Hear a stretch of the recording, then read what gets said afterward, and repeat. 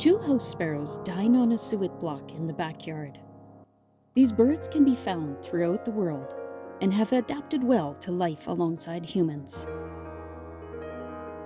I've compiled these scenes to show some of the birds that have visited the suet block that we set out in the backyard.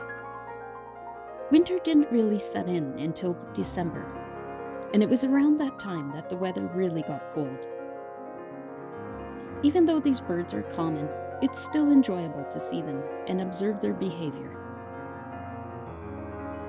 There's a bush alongside the house that they like to hide in at night, and they can be heard chirping brilliantly when the morning finally comes.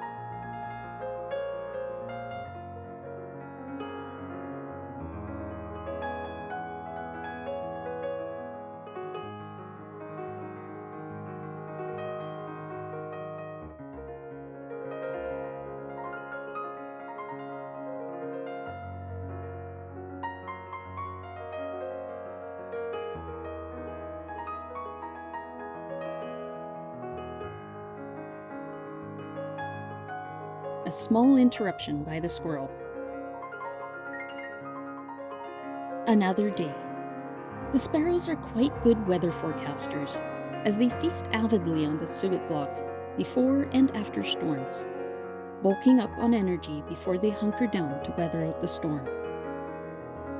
These ones were doing a little bit of last-minute feeding as the snow was starting to fall.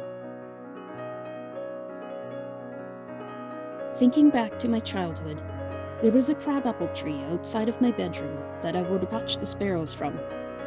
At the slightest indication of danger, the sparrows would dive into the depths of the branches, and then cautiously come out, one by one, and resume noisily chirping and socializing.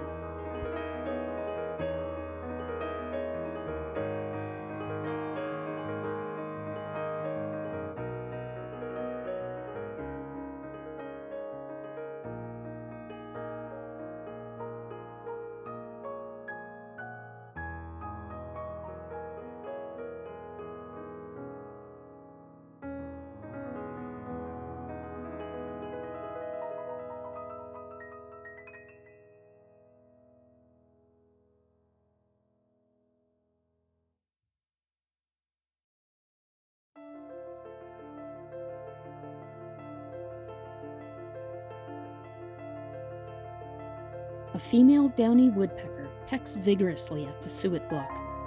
There was a large seed embedded in the middle, like a coveted prize in a claw-armed game machine, that several birds took a turn at attempting to dig out. Unfortunately, I never saw who managed to get it. I quite enjoy spotting woodpeckers living in the Edmonton area. For some reason, they were quite rare where I grew up.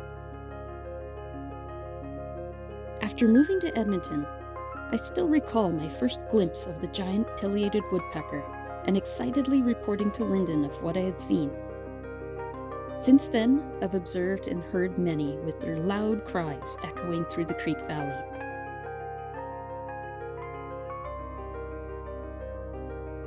We've had many visitors to our backyard, from the small downy woodpeckers to the northern flicker with its interesting spotted plumage and black bib. There was one flicker that had discovered that there were ants in our backyard, and they would fly down and, just like its name, flick pieces of moss everywhere to get at the little ants. It was a little annoying, as I diligently restore the moss to their former places where they were growing, only to have the whole process happen again. There were a few other species that have visited the suet block. I've also seen house finches, blue jays, and even a black-billed magpie at the suet block. Unfortunately, they usually fly off before I can grab the camera. This little lady sure hung around. She also seemed to pause and observe the suet block, like a patient carver deciding which angle to chip away at next.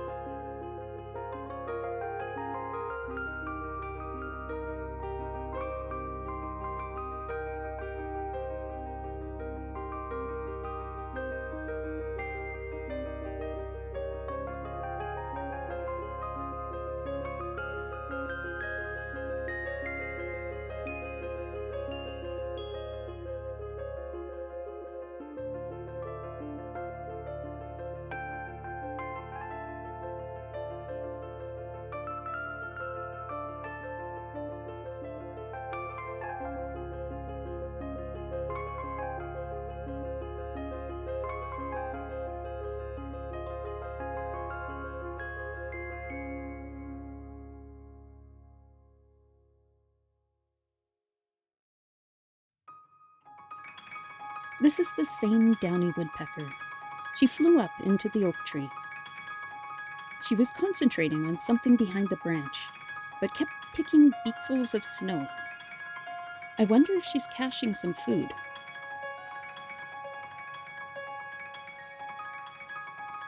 She then proceeded to carefully climb up the tree.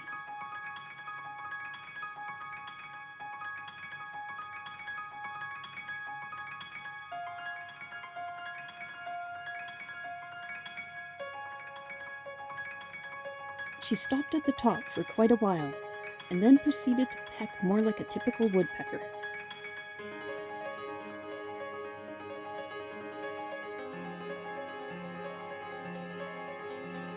Her sides definitely looked downy.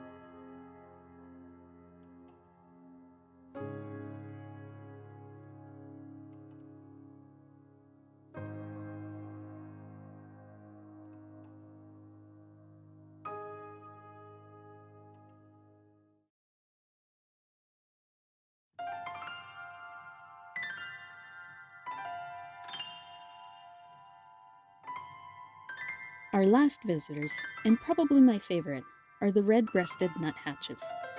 This is a male. The females and males look quite similar to each other, but the males are a little brighter in color. Like the woodpeckers, these little birds also cache food, and I've watched them collect seeds and stick them to the sticky ends of pine branches.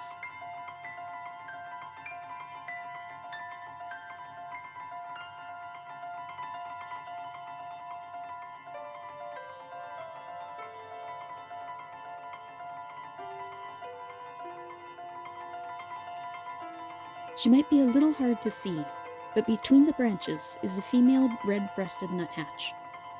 She's fluffed up her feathers and seemed to be keeping watch while the male ate.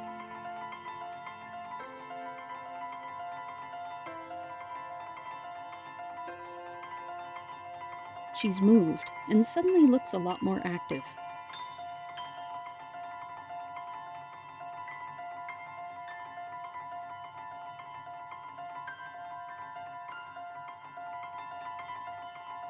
She also seems to have ditched her mate.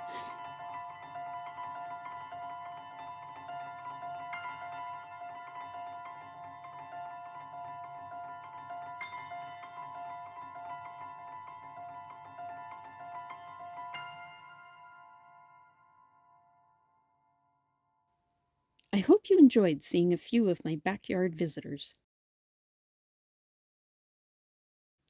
As always, thanks for watching.